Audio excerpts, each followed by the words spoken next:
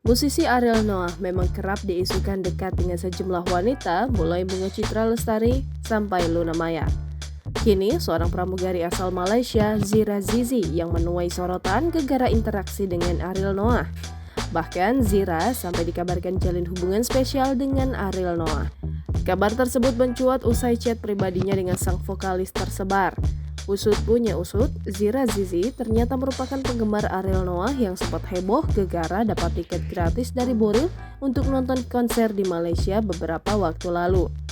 Kala itu, Zira Zizi mengaku nekat mengirim pesan pribadi di Instagram Ariel Noah karena kehabisan tiket. Tak disangka pesannya direspon Ariel Noah.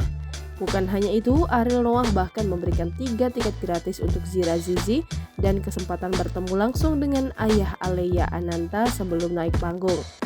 Zira Zizi kemudian menceritakan pengalaman berharganya di media sosial TikTok. Tak sedikit yang menuding Zira Zizi memiliki hubungan khusus dengan Ariel Noah. Gerah dengan berita yang beredar tentang dirinya dan Ariel, Zira Zizi kemudian memberikan klarifikasi melalui unggahan terbarunya di Instagram. Jangan lupa subscribe, share, komen, dan like ya!